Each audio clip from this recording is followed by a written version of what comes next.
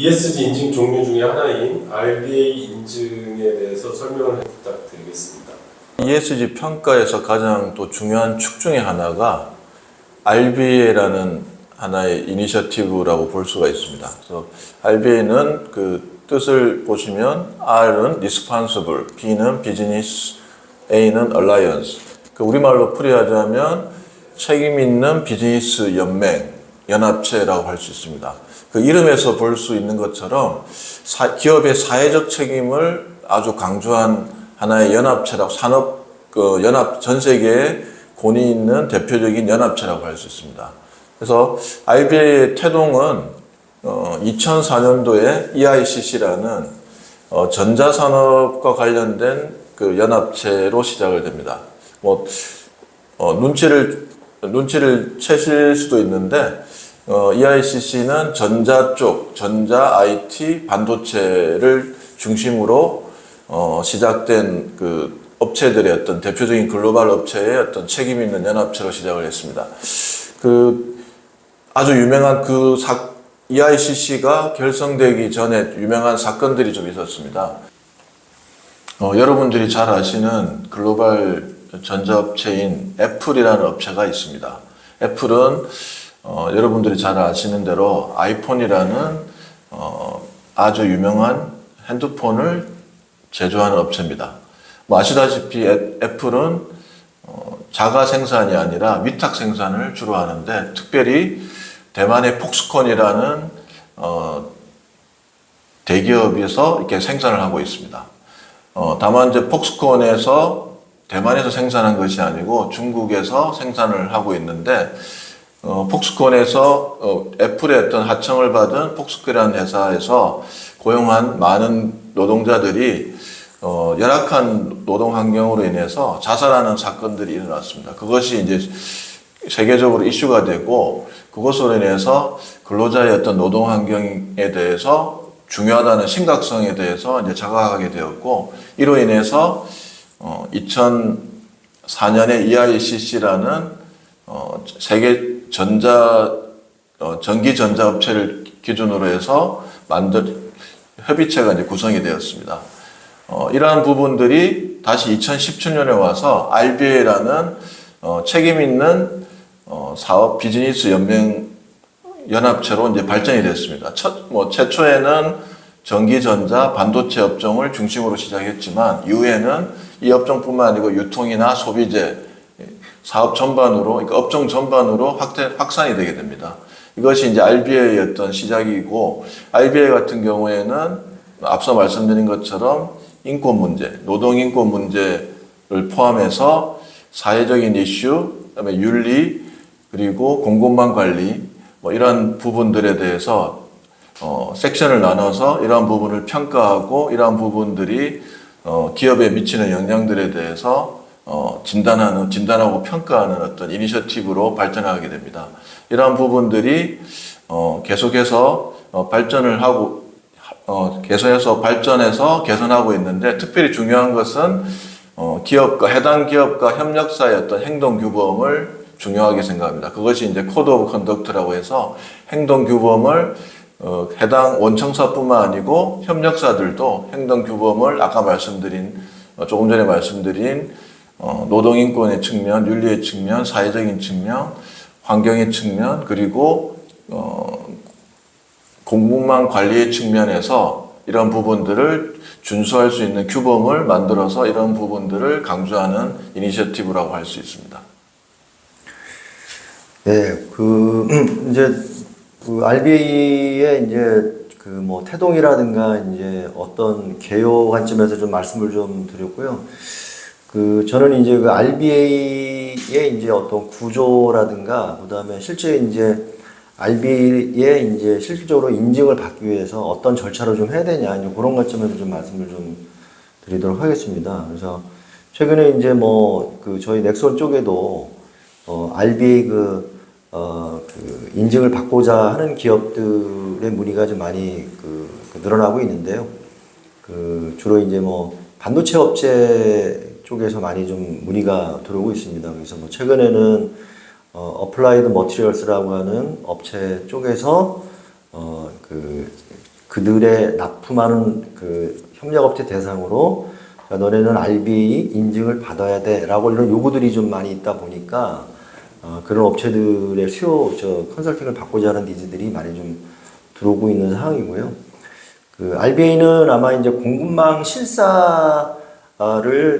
하는 그런 현존하는 어떤 실사 프로그램 중에서는 가장 까다로운 프로그램 중에 하나가 아닌가 이렇게 생각이 좀 들어요. 그래서 뭐 중소기업이라든가 이런 기업들이 홀로 하기에는 다소 굉장히 좀 어려운 부분이 좀 있어요. 그래서 일단 전문적인 기관을 통해서 좀 지원을 받고 이렇게 해야 되지 않나 좀 생각이 좀 들고요. 대체적으로 이제 RBA 인증을 좀 받기 위해서는 저희들 같은 경우는 이제 그 일반적인 어떤 이제 컨설팅 프로세스가 될 수도 있고 준비할 수 있는 프로세스가 될 수도 있을 텐데 일단은 이제 뭐 먼저 수준 파악을 좀 해야 되겠죠. 뭐 자가 진단을 좀 하고요. 그래서 실질적으로 어느 정도 수준인지를 좀 파악을 좀 합니다. 그래서 이제 파악한 걸 가지고 저희가 이제 갭 분석을 좀 합니다. 그래서 이제 실질적으로 그 갭 분석은 저희 넥선 컨설팅에서 가지고 있는 프레임을 가지고 물론 이제 그 프레임은 RBA VAP라고 그래가지고 Validated Assessment Program이라고 하는 매뉴얼이 있어요. 그 RBA에서 공식적으로 릴리즈하는 매뉴얼이 있거든요. 그게 지금 8.0.2 버전까지 나와 있습니다. 최신 버전이 그렇거든요. 그러면 그 버전의 매뉴얼을 기본으로 해서 근데 사실은 기업들이 그 매뉴얼만 가지고 스스로 준비하기 굉장히 어려운 부분이 좀 있거든요. 그러면 저희가 넥선 컨설팅은 그거를 기준으로 해서 저희들이 자체적으로 기업들이 평가를 받을 수 있도록 한 프레임 그 구조를 좀 만들어서 그걸 가지고 저희가 이제 갭 분석을 좀 합니다. 그래서 어느 정도로 갭이 있는지 갭 분석을 하고 그리고 이제 그 갭 분석에 대한 내용들을 가지고 보완을 하는 거죠. 개선을 하는 거죠. 개선을 하고 그래서 이제 개선이 됐으면 그러면 이제 그 본 심사 전에 한번 모의 심사를 합니다. 왜냐면 본 심사 바로 들어가기 전에 어느 정도 됐는지를 점검을 해야 되기 때문에 모의 심사를 하고요. 그래서 모의 심사가 끝나면은 본 심사를 받죠. 근데 본 심사를 받으면은 이제 최종 이제 그 리포트가 나오는데 그때 바로 모든 것들이 퍼펙트하게 나오는 게 아니라 개선해야 될 사항들이 나와요. 그래서 보통 이제 그런 것들을 CAP라고 그래가지고 코렉티브 액션 그 플랜이라고 그래가지고 다시 개선할 사항들이 또 그 리포팅이 되거든요. 그러면 그 개선을 또 다 해야 그래야지 이제 그게 이제 인증까지 가는 그런 그 프로세스거든요. 그래서 일반적인 프로세스는 그렇게 돼 있다라는 거고요. 그래서 그렇게 그런 이제 절차대로 가면은 그 준비하고 그렇게까지 받으려면 한 6개월 정도는 소요가 되는데 그런 것들은 또 이제 그 업체들의 상황에 따라 가지고 또 원청에서 요구하는 그런 스케줄에 따라 가지고 되게 이제 가변적으로 그렇게 이제 구성해서 진행할 수가 있다라고 이제 보시면 될 것 같습니다. 이제 그건 이제 절차적인 측면에서 이제 그렇게 돼 있다라고 보시면 되고, 그 RBA는 이제 그 아까 이제 RBA 제가 이제 VAP 8.0.2 매뉴얼을 좀 말씀을 좀 드렸는데, 실제 RBA 평가 심사를 받을 때는 대기업이 됐든 뭐 중견기업이 됐든 또는 뭐 중소기업이 됐든 그 RBA에서 요구하는 항목들에 대해서는 전체적으로 다 평가를 다 해요. 그거는 뭐 소위 말해서 작은 기업이라고 해서 평가를 안 하는 게 아니라 평가는 다 합니다. 근데 이제 이게 이제 평가의 단계가 좀 있어요. 그러니까 예를 들어서 뭐 평가는 다 하는데 예를 들어서 뭐 이게 이제 그 있다 없다죠. 1단계는. 그러니까 어떤 기업엔 가보면은 아예 계획도 없는 데가 있잖아요. 그죠? 그런 데도 있어요. 뭐 중소기업들 그런 데가 되게 많이 있을 거지 않습니까? 그러니까 있다 없다가 1단계라고 보면 있다라고 해서 다 하는 건 아니거든요. 있기만 하는 경우도 있어요. 한다 안 한다가 또 두 번째 단계가 되겠죠. 그죠? 실행을 하는 거죠. 실행을 해야 되는 거지 뭐 그 중요한 거는 실행도 안 하면 계획만 있으면 안 되잖아요. 그죠? 그러면 근데 또 실행한다고 해서 다 잘하는 건 아니에요. 그죠? 마지막 단계는 잘한다 못한다가 되는 거죠. 그러니까 실질적으로 계획도 있고 실행도 하고 또 잘 해야 되는 거죠. 이게 이제 하나의 이제 어떻게 보면 뎁스라고 보면, 그러니까 어떻게 보면 이제 RBA 심사는 평가에 대해서는 다 평가를 한다. 근데 뎁스의 차이가 좀 있다. 이렇게 좀 이해하시면 될 것 같아요. 그러니까 대기업은 좀 더 뎁스 있게 더 보고, 중소기업은 모든 평가에 대해서는 다 진행을 하지만 뎁스는 대기업보다 좀 낮을 수는 있다. 뭐 개념적으로는 그렇게 이제 보시면 될 것 같고요. RBA는 이제 기본적으로 구조 자체가 아까 이제 개요에서 말씀을 드렸지만은 이제 뭐 노동이라든가 또는 산업안전보건이라든가 또는 이제 환경이라든가 또는 윤리 그다음에 공급망 관리 이렇게 이제 5개 파트로 구성이 되어 있고요. 각자 이제 파트에는 이제 그 해당되는 파트에 대한 내용들이 있죠.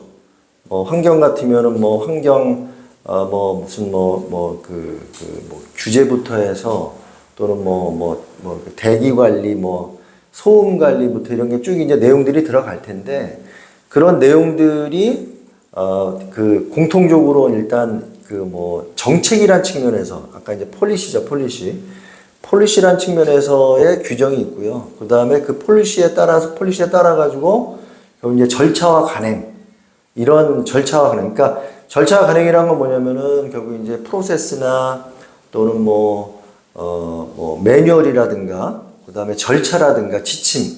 그러니까 실행적인 측면에서 이런 것들이 되고 있는지 이런 것들을 너네 얼마나 잘하고 있어. 이런 것들을 이제 본단 말이에요. 이제 그런 것들. 그다음에 기록이 잘 되고 있는지. 그다음에 또 이제 모범 사례는 뭐가 있는지. 그러니까 이런 것들은 모범 사례야. 이런 것들이 규정이 되어 있거든요. 그 다음에 또 이런 건 절대로 지금 심각한 사례야. 라고 해서 규정되어 있는 게 있어요. 그런 심각한 사례 같은 것들은 절대적으로 있으면 안 되거든요. 이런 식으로 내용들이 규정이 되어 있고 거기에 뭐가 이제 추가가 되어 있냐면은 아까 말씀을 드린 대로 노동이나 산업안전, 환경, 윤리, 공급망 관리 각 그 분야마다 매니지먼트 시스템이라는 거가 규정이 돼 있어요. 그러니까 그 노동 같으면 노동 관리 시스템, 윤리 시스템 또는 환경 관리 시스템 이런 식으로 시스템적인 측면이 들어가요. 근데 그 시스템이라는 건 뭐냐면은 결국 이제 리스크 관리거든요. 리스크 관리를 얼마나 잘 해서 너네들이 잘 관리하고 있냐 이런 측면을 보는 겁니다. 그래서 리스크 평가를 하고요. 그리고 리스크 평가를 한 걸 가지고 얼마나 너네들은 잘 통제를 하고 있고 또 그 결과들을 얼마나 이익관계자들 대상으로 커뮤니케이션을 잘 하고 있고 그리고 그 성과를 관리하고 지속적으로 개선하고 있는지 소위 말해서 PDCA라고 하는 플랜도 체크 액트라고 하는 이 사이클에 따라서 관리하고 있는지 이거를 좀 보는 거가 그런 구조로 돼 있다. 구조적으로 봐서 그렇게 보시면 될 것 같습니다. 그래서 그 리스크라고 하는 거는 예를 들자면 이런 겁니다. 예를 들어서 우리가 대표적으로 산업안전 같으면은 그 리스크 관리할 때 위험성 평가라고 얘기를 합니다. 그 위험성 평가를 보통 얘기하는 그 리스크 관리의 평가가 되는 거죠. 환경에서는 그걸 뭐라고 그러는 환경 영향 평가라고 얘기를 해요. 그 리스크 평가거든요. 이 평가라는 거가 그런 식의 절차를 따라 가지고 얼마나 그 리스크 관리를 잘 하고 있는지를 각 영역별로 보고 있는 거죠. 그래서 이런 이제 관리 시스템은 노동, 그 다음에 산업안전보건, 그 다음에 환경, 그 다음에 윤리, 이 4가지 면에서 그런 관리 시스템들이 다 이제 붙어 있고요. 공급망 관리 쪽에서는 그런 관리 시스템은 따로는 없습니다. 그냥 공급망 관리에 대한 내용만 규정이 되어 있습니다. 그래서 RBA 구조는 그렇게 일단 되어 있다라고 하는 부분이라고 보시면 될 것 같습니다. 그 다음에 세 번째로는 그럼 RBA 인증이라는 거가 어떤 종류가 있는 거냐. 보면은 RBA 인증을 받기 위해서는 등급이 있습니다. 플래티넘 등급이 있고요. 그 다음에 골드 등급이 있고 실버 등급이 있어요. 그래서 적어도 아까 제가 말씀을 드린 반도체 장비 업체라든가 이런 쪽에서 요구하는 것들이 최소한 실버 이상은 받아라 이렇게 규정을 하는 경우가 많이 있습니다. 그러면 이제 실버를 받기 위해서는 보통 이제 플래티넘 같으면은 이게 이제 RBA의 평가 등급이 그 항목마다 이게 뭐 프라이어리티다, 그 다음에 메이저다, 마이너다 이런 등급들이 있어요. 그 항목마다. 그래서 프라이어리티 같은 경우는 뭐냐면은 굉장히 중요 그 부적합이죠. 그러니까 중요 부적합이라는 건 뭐냐면은 이게 무슨 뭐 생명에 위협이 있다라든가 아니면 환경에 치명적이라든가 윤리적인 면에 되게 치명적이라든가 이런 것들이 발생이 되는 것들은 프라이어리티, 그러니까 중요 부적합이 되는 거예요. 그런 것들이고, 그다음 메이저는 뭐냐면 주요 부적합이에요. 그래서 이런 것들은 뭐냐면 뭔가 법률적으로 위반이 된다라든가, 아니면 뭔가 이렇게 그 빈번하게 발생이 되는 어떤 그런 사례라든가, 아니면은 전체 뭐 한 20% 이상의 구성원들이 영향을 받을 수 있는 그런 뭐 어떤 그런 거라든가 이런 것들 보통 주요 부적합 메이저라고 얘기를 해요. 그 다음에 마이너는 뭐냐면은 자주 발생되는 건 아니지만 간혹적으로 발생되는 거라든가, 아니면 영향의 범위가 작은 것들, 아까 이제 20% 미만 언더 이런 것들에 피해가 있는 것들 마이너라고 보통 얘기를 해요. 크게 이제 등급들이 그렇게 나눠지게 되는데, 플래티넘 RB의 플래티넘 등급은 소위 말해서 프라이어리티는 당연히 없어야 되고요, 메이저도 없어야 되고요, 마이너도 없어야 돼요. 그러니까 퍼펙트 해야 돼요. 200점이 퍼펙트거든요. 200점이 되면은 그게 플래티넘이 되는 거예요. 플래티넘. 뭐 예를 들어서 뭐 아주 일부 기업들이 플래티넘 받는 기업들이 있죠. 대기업들 같은 경우 삼성 바이오로직스라든가 이런 기업들이 이제 그 플래티넘 받죠. 받는데 굉장히 쉽지는 않은 거죠. 어쨌든 이제 그게 아주 퍼펙트한 거니까. 그 다음에 이제 골드를 받으려면은 당연히 프라이어리티는 없어야 되고 메이저도 없어야 돼요. 마이너 아주 일부만 있어야 됩니다. 아주 일부만. 그죠? 근데 그것도 이제, 어떤 이제 쭉 유지가 되는 상태가 아니라 일정 기간 안에 그게 다 개선이 돼야 돼요. 안 그러면 받을 수가 없는 거고요. 실버 같은 경우는 당연히 프라이어리티, 그러니까, 그렇죠. 프라이어리티죠. 그 중요 부적합은 당연히 없어야 되고요. 메이저 일부, 마이너 일부가 있어야 되고 그게 일정 기간 안에 다 개선이 돼야 돼요. 그래야지 그건 실버라고 등급을 받을 수가 있어요. 그러니까 내가 이제 중소기업인데 난 정말 실버를 받도록 요구를 받고 있다라고 하면 가장 기본적으로 해야 될 건 뭐냐? 중요 부적합이 내 사업장에 있는지, 예를 들어서 뭐 노무 쪽 관련해서 초과 근무라든가 뭐 했는데 뭐 연장 근로 수당을 잘 안 준다라든지, 아니면 뭐 아동 근로를 법률적에 맞지 않게 시키고 있다라든지, 또는 그 산업안전 쪽에서 뭐 어떤 비상구라든가 이런 것들이 탈출구나 이런 것들이 구비가 안 돼 있어가지고, 또는 비상구 그쪽에 보통 물건이 적체돼 있으면 안 되거든요. 이렇게 돼 있어서 그게 안 돼 있다라든지, 그러니까 다 이런 것들은 아까 제가 말씀을 드린 대로 한번 사고가 나면은 생명의 위험을 줄 수가 있잖아요. 이런 것들이 있는지를 먼저 그걸 없애는 게 제일 중요합니다. 그게 이제 소위 말해서 이제 중요 부적합, 요거를 가장 먼저 우리 사업장에 있는지를 먼저 보고 그거를 전부 다 클리어하는 것부터 출발을 해요. 그래서 그 다음에 이제 주요 부적합, 메이저에 대해서 최소화시키고 마이너에 대해서는 일정 정도 관리를 하는 거죠.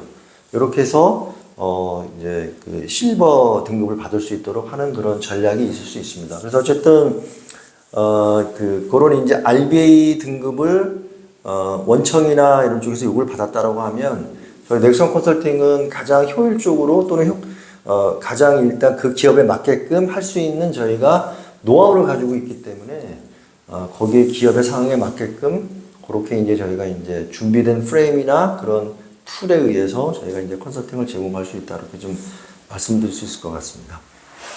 많은 기업들이 RBA에 대해서 관심을 가지는 추세인데, 그러면 이제 RBA를 준비하는 어떤 팁이랄까, 잘 준비하는 방법에 대해서 실제 사례를 중심으로 좀 말씀을 좀 드리겠습니다. RBA라는 것들이 원청사 같은 경우는 대부분 반도체나 IT, 전자업체 중에서 대부분 대기업군이나 외국계 기업 중에서도 좀 규모가 있는 업체들이 많은데, 그에 반해서 이제 협력사들은 물론 이제 협력사들도 규모가 또 많이 다양하지만 일반적인 이제 중소기업 사이즈의 어떤 RBA를 준비하는 기업들은 이제 고민에 빠지죠.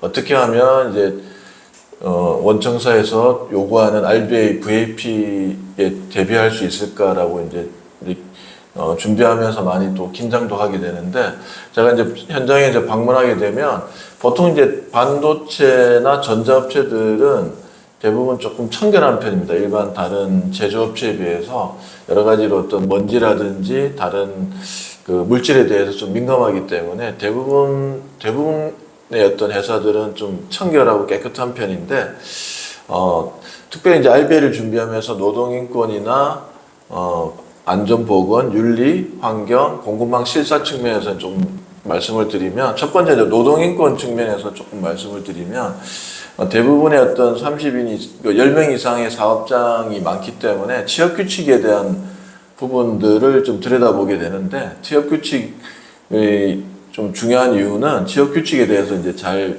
준비를 해야 되는데, 대부분 취업규칙을 10인 이상 사업장이기 때문에 그냥 의무적으로 신고하는 경우가 많습니다. 근데 취업규칙이 왜 중요하다면, 취업규칙에 노동인권의 RBA에서 요구하는 그 진단 항목들이 굉장히 많습니다. 예를 들어서 아동인권 문제, 그 다음에 차별금지 부분, 그 다음에 근로계약서, 그 다음 외국인 근로자가 있는 경우에는 그 나라에 해당되는 어떤 근로계약서, 언어로 된 근로계약서를 써야 된다든지, 이런 부분들이 취업규칙에 ILO라든지 또 다양한 근로기준법들이 노동인권에 관련된 어떤 해외 글로벌 이니셔티브에 해당되는 항목들이 많이 압축되어 있기 때문에 노동인권 부분에 있어서는 취업규칙을 다시 한번 좀 들여다보고 행동규범, 그러니까 코드 오브 컨덕트, COC라고 하죠.